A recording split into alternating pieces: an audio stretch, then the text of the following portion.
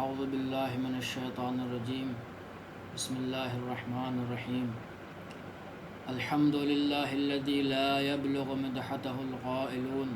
والصلاة والسلام علی شرف الانبیاء والمرسلین وعلى آلہ الطیبین الطاہرین اما بعد فقد قال اللہ تبارک وتعالی فی کتابہ الکریم وقولہ الحق بسم اللہ الرحمن الرحیم عبس وتولى صدق اللہ العلی العظیم۔ السلام علیکم ورحمۃ اللہ وبرکاتہ۔ محترم ناظرین و محترم سامعین، آج ہم انشاءاللہ سورہ عبس کی تفسیر پڑھیں گے۔ اہم سورہ ہے قرآن کریم کا، اہم گفتگو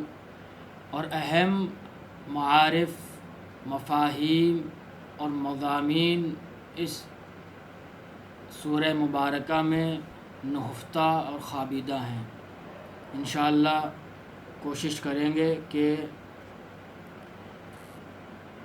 جو ہے اس کی تفسیر اور اس کے ترجمے سے آشنا اور روشناس ہو سکیں۔ اس سورہ کی تلاوت کا ثواب اور اس کی فضیلت پیغمبر اعظم حضرت محمد مصطفیٰ صلی اللہ علیہ وآلہ وسلم ارشاد فرماتے ہیں کہ جو شخص بھی اس سورہ کی تلاوت کا شرف حاصل کرے گا تو وہ شخص قیامت کے روز مسرور اور خوش و خرم ہوگا اور رحمت الہی اس کے شامل حال ہوگی۔ یہ اس سورہ کی تلاوت اور فضیلت کے حوالے سے اہم ترین سورہ ہے۔ اس سورہ کے شان نزول کے حوالے سے یہ ہے کہ پیغمبر اعظم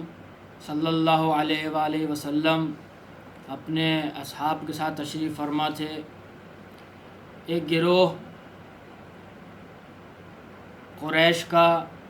بزرگان قریش کا، ثروت مند اور صاحب قدرت و اقتدار افراد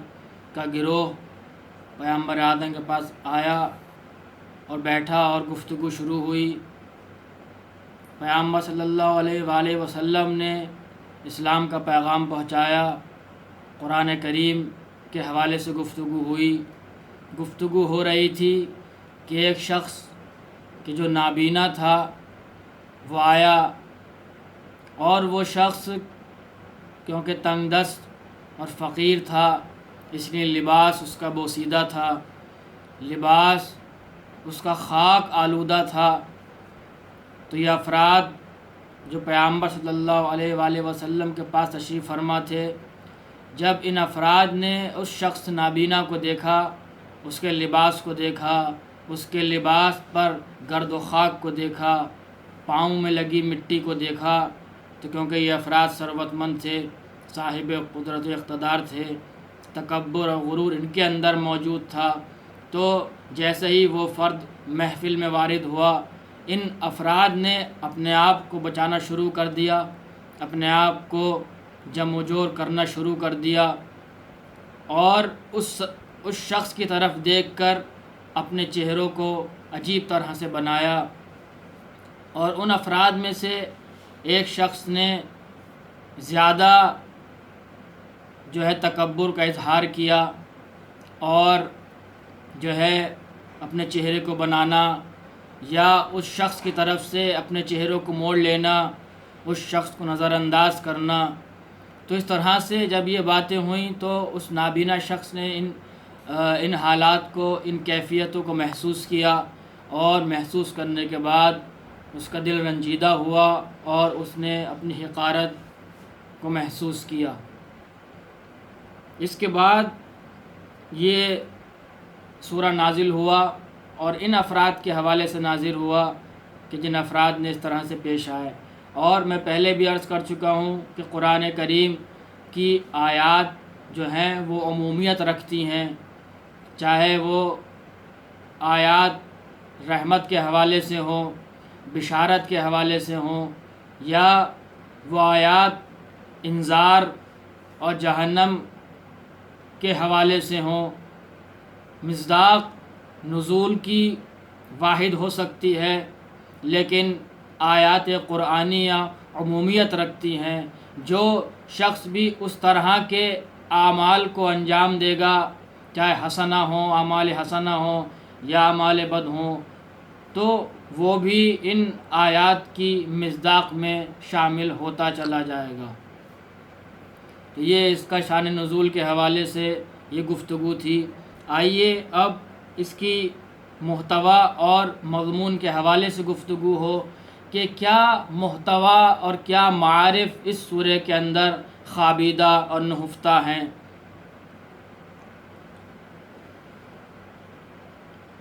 پہلے مرحلے میں جو اہم ترین گفتگو ہے کہ جو اس سورہ کا موضوع بھی ہے اور شان نزول کا سبب بھی ہے،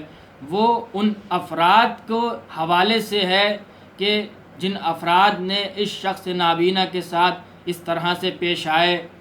اور وہ تمام افراد کہ جو تکبر اور غرور میں دولت و ثروت اور قدرت و اقتدار کی وجہ سے ان طرح کے افراد جو فقراء ہیں، یتیم ہیں، تنگ دست ہیں، ان کے لباس میں گرد و خاک پائی جاتی ہے، تو ان افراد سے اپنے آپ کو دور کرنے کی کوشش کرتے ہیں اور یہ سمجھتے ہیں کہ اگر یہ ہمارے پاس بیٹھ جائیں یا ہم ان کے پاس بیٹھ جائیں تو ہماری توہین ہوگی، ہم جو ہے معاشرے میں ہماری جو امیج ہے، ہماری جو شخصیت ہے وہ کمزور ہوتی چلی جائے گی، لوگ ہمیں بھی انہی کی طرح سمجھنے لگیں گے اور ہماری عزت کرنا لوگ جو ہے کم کر دیں گے۔ اور خداوند عالم نے اس سورہ میں نعمات کا ذکر کیا، نعمتوں کا ذکر کیا، اور مختلف نعمتوں کا ذکر کرنے کے بعد انسان کے اندر احساس پیدا ہونا چاہیے۔ یعنی خداوند عالم نے اس سورہ میں نعمات کا ذکر کیا تاکہ انسان کے اندر احساس شکر پیدا ہو، احساس تشکر پیدا ہو، احساس ممنونیت پیدا ہو انسان کے اندر کہ جس نے انسان کو اتنی نعمتیں دی، انسان کی خواہش سے پہلے اس کی خواہش کو پورا کیا، انسان کی ضرورت کو پہلے، انسان کی ضرورت سے پہلے اس کی ضروریات کو مہیا اور فراہم کیا۔ انسان کے اندر انسان کا ضمیر بیدار ہو جائے، انسان اپنے آپ میں بیدار ہو جائے کہ اللہ کی نعمتوں کا شکر ادا کرے۔ اگر انسان اللہ کی نعمتوں کا شکر ادا کرے گا، وَإِن شَكَرْتُمْ لَأَزِيدَنَّكُمْ وَإِن كَفَرْتُمْ إِنَّ عَذَابِ لَشَدِيدٌ، یہ قرآنی آیات ہیں۔ اللہ کہہ رہا ہے کہ اگر تم میری نعمتوں کا شکر ادا کرو گے تو میں تمہاری نعمتوں میں اضافہ کرتا چلا جاؤں گا، لیکن اس کے برخلاف اگر تم نے میری نعمتوں کے شکر ادا نہیں کیا اور کفران نعمت کیا تو پھر میرا عذاب بھی شدید ہے، اس سے بھی خبردار رہنا۔ یہ گفتگو جو ہے اس میں ہے، پھر انشاءاللہ جب اس کی تفسیر میں ہم داخل ہوں گے اور تفسیر سے اس کی آشنائی کا شرف ہمیں حاصل ہوگا تو اور دیگر معارف اور مضامین ہمارے سامنے آتے چلے جائیں گے۔ آئیے تفسیر کا آغاز کریں۔ بسم اللہ الرحمن الرحیم۔ عبس وتولى ان جاءه العامى وما يدريك لعله يزكى او يذكر فتنفعه الذكرى اما من استغنى فانت له تصدى وما عليك الا يزكى۔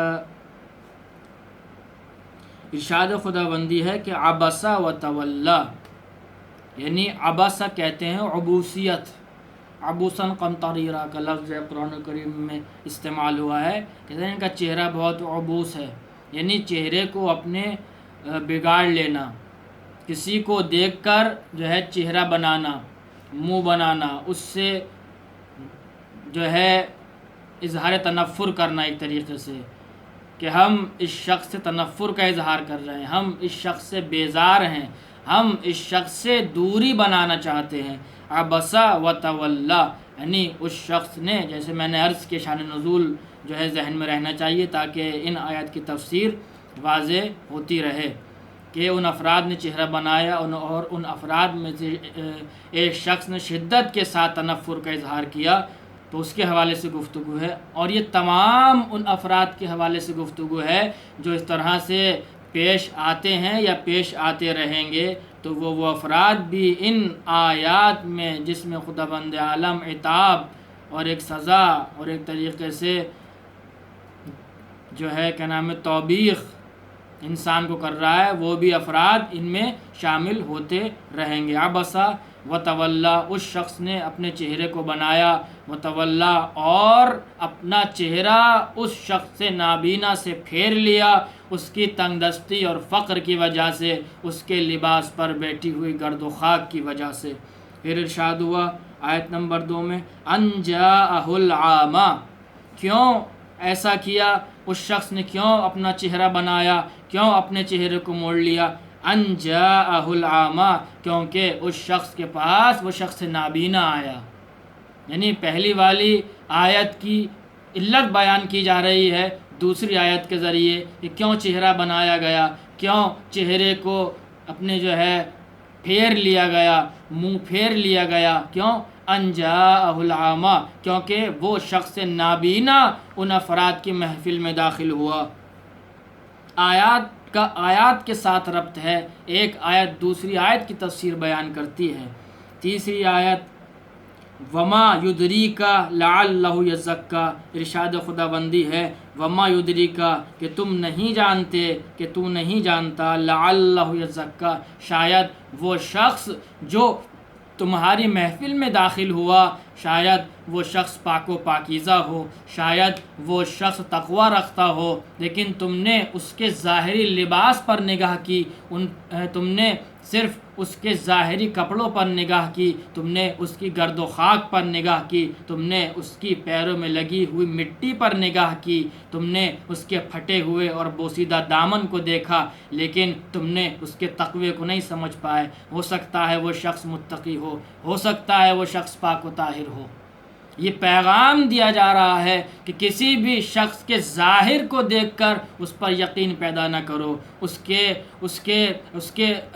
کی بنسبت اس کے حوالے سے قضاوت نہ کرو، فیصلہ نہ کرو کہ یہ شخص کیسا ہے، جب تک کہ تم اس شخص کی حقیقت سے آشنا نہ ہو جاؤ، چاہے وہ ثروت مند ہو، چاہے وہ تنگ دست ہو۔ اگر کوئی ثروت مند ہے اس کے ظاہری لباس پر نہ جاؤ، اگر کوئی تنگ دست و فقیر ہے اس کے ظاہری لباس پر نہ جاؤ۔ ہو سکتا ہے وہ تنگ دست کہ جس کے لباس پر گرد و خاک بیٹھی ہوئی ہے، ہو سکتا ہے اس کے دل میں خوف الہی پایا جائے، ہو سکتا ہے وہ شخص متقی اور پرہیزگار ہو سکتا ہے وہ شخص پاک و پاکیزہ ہو اور تمام دینی فرائض اور احکامات پر عمل کرتا ہو۔ وما یدریکا، کیا تم جانتے ہو، کیا تم نہیں جانتے، یا تم جانتے ہو کیا؟ لعلہ یزکا، کہ شاید وہ جو ہے پاک و پاکیزہ ہو، طیب و طاہر ہو، اس کے دل میں تقوی الہی پایا جائے۔ وما یدریکا لعلہ یزکا، او آیت نمبر 4، او یذکروا فتنفعہ الذکریٰ، یا شاید وہ شخص نابینا جو تمہاری محفل میں داخل ہوا ہے، شاید وہ اس لیے آیا ہو تاکہ وہاں پیغمبر آدم صلی اللہ علیہ وآلہ وسلم موجود ہیں، وہاں دیگر صحابہ کرام موجود ہیں، اور وہاں دین کی باتیں ہو رہی ہیں، الہی باتیں ہو رہی ہیں۔ او یذکروا، شاید وہ وہاں پر نصیحت حاصل کرنے آیا ہو، شاید وہ وہاں پر ہدایت کے لیے آیا ہو، لیکن تمہارے اس طریقے کے برتاؤ سے وہ اس کا دل رنجیدہ ہوا، اور یذکروا، کہ شاید وہ کیا ہے، نصیحت حاصل کرنے کے عنوان سے آیا ہو، عبرت حاصل کرنے کے عنوان سے آیا ہو، یا ہو سکتا ہے کہ کچھ معلومات دین کے حوالے سے پیغمبر آدم صلی اللہ علیہ وآلہ وسلم سے کرنے آیا ہو۔ فتنفعہ الذکریٰ، کہ وہ نصیحت، وہ عبرتیں اور وہ سوالات ہو سکتا ہے اس شخص کو فائدہ پہنچا جاتے۔ لیکن تمہارے اس طرح سے وہ شخص پریشان ہوا اور کچھ کہہ نہ پایا، نہ سوال کر پایا، نہ جواب جو ہے سوال و جواب کا سلسلہ وہاں اس شخص کے حوالے سے جاری ہو پایا۔ اما من استغنا، پھر 5ویں آیات میں ارشاد خداوندی ہے کہ اما من استغنا، لیکن وہ افراد کہ جن افراد کہ یہ لوگ اپنے درمیان یہ لوگ جو ہیں پوری طرح سے متوجہ تھے، اپنے درمیان یہ افراد پوری طرح سے متوجہ تھے، ایک دوسرے کو بڑھ چڑھ کر جو ہے وہ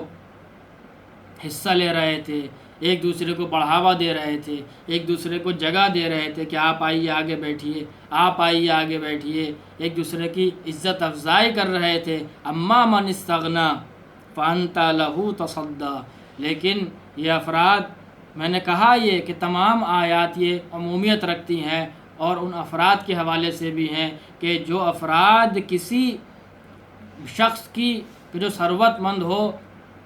ہدایت کے مسئلے میں اس کی طرف زیادہ متوجہ ہوتے ہیں بنسبت ان افراد کے کہ جن کے لباس پر گرد و خاک موجود ہے، یا جن کے یہاں تنگدستی اور فقیری پائی جاتی ہے، ان افراد کو ہدایت کرنے کی بھی لائق نہیں سمجھتے۔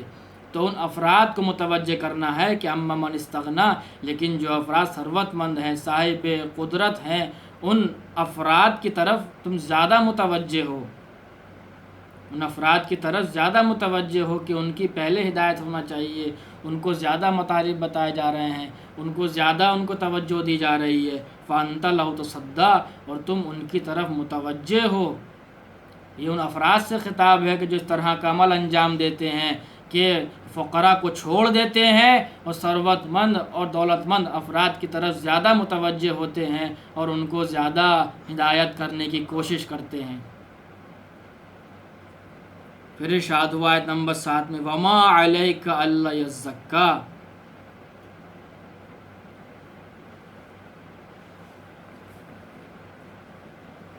وما علیک الا یزکا، کہ یہ ارشاد و خداوندی ہے ان افراد کے حوالے سے کہ جو کسی کی دولت کو دیکھ کر، کسی کی قدرت کو دیکھ کر اس کو ہدایت کرے، اور اس لیے ہدایت کرے کہ اس کے پاس پیسہ ہے، ثروت مند ہے، قدرت مند ہے، تو ان افراد کے حوالے سے یہ گفتگو ہے کہ وما علیہ کا ارشاد و خداوندی ہے کہ تمہارے اوپر صرف جو ہے وہ پہنچانا ہے۔ وما علیہ کا اللہ یزکا، کہ تم جو ہو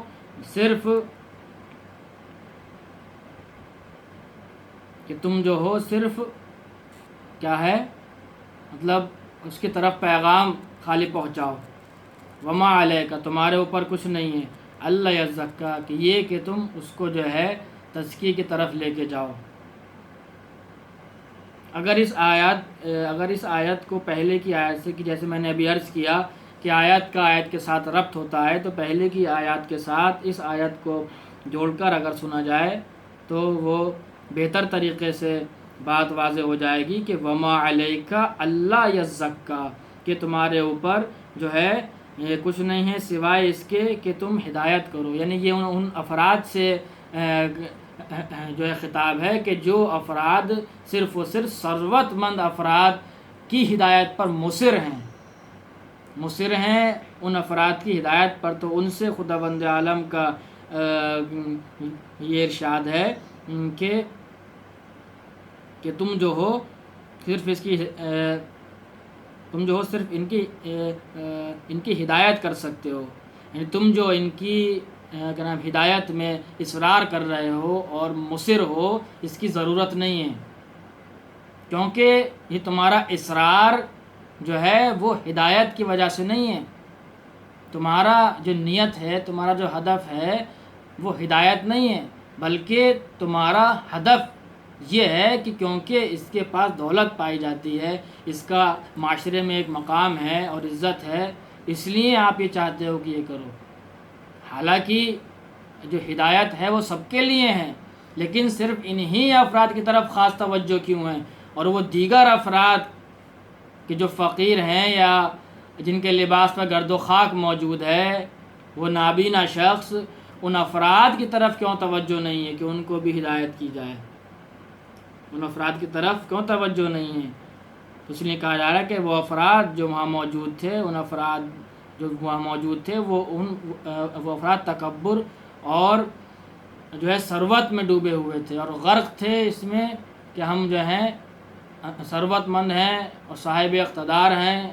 اور ہم اچھا لباس پہنتے ہیں، اس لیے ان افراد کی کیا حیثیت کہ یہ افراد ہمارے پاس بیٹھے ہیں۔ اللہ یزکا کا اگر بہتر طریقے سے اگر معنی سمجھا جائے تو اس طرح سے کہا جائے کہ اللہ یزکا کے ہدایت کرنے والے کو یہ فکر نہیں ہے کہ یہ افراد پاک و پاکیزہ ہیں یا پاک و پاکیزہ نہیں ہیں یا پاک و پاکیزہ ہو سکتے ہیں، ان کی توجہ صرف اور صرف اس طرف ہے کہ ان کا معاشرے میں ایک مقام ہے، اس وجہ سے ان کی ہدایت کی طرف توجہ زیادہ ہے۔ تو کہنے کا مطلب یہ ہے کہ خداوند عالم کا ان آیات میں پیغام یہ ہے کہ جو ہدایت کرنے والے افراد ہیں، جو مبلغین ہیں، جو علماء ہیں، وہ جو ہیں صرف و صرف ہدایت کو مد نظر رکھیں۔ ان کی ذمہ داری لوگوں کی ہدایت کرنا ہے، لوگوں میں جو ہے کیا نام ہے ایک طریقے سے کہنا چاہیے کہ لوگوں میں طبقہ بندی کرنا کہ صرف و صرف ان افراد کی ہدایت زیادہ کی جائے، ان افراد کی ہدایت نہ کی جائے کیونکہ یہ افراد کیا ہیں، تنگ دست ہیں، ان کی طرف توجہ نہ کی جائے۔ یہ جو ہے خداوند عالم کو بہت ناگوار گزرا، اس لیے خداوند عالم نے ان آیات میں پیغام دیا کہ میری ہدایت کی ذمہ داری تمہارے اوپر ہے، لیکن تمہیں یہ نہیں دیکھنا کہ یہ افراد جو ہے ہدایت پہ آ سکتا ہے، یہ فرد ہدایت پہ نہیں آ سکتے، یہ افراد کیا ہیں، مالدار ہیں، یہ افراد کیا ہیں، فقیر ہیں۔ نہیں، تمہارا کام کیا ہے، صرف اور صرف ہدایت کرنا ہے۔ آج کا ہمارا درس یہیں تک رہے گا، انشاءاللہ کل یہیں سے ہم درس کا آغاز کریں گے۔ پالنے والے تجھے واسطہ محمد والے محمد کا، تجھے واسطہ حضرت ابو الفضل عباس علیہ السلام کا، تجھے واسطہ جناب زینب سلام اللہ علیہ کا، تجھے واسطہ کربلا کے 72 شہداء کا، دنیا میں جہاں جہاں بھی شیعان حیدر کرار ہیں ان کی جان مال آبرو عزت کی حفاظت فرما اور ہمارے زمانے کے امام کے ظہور میں تعجیل فرما۔ وآخر دعوانا ان الحمد للہ رب العالمین۔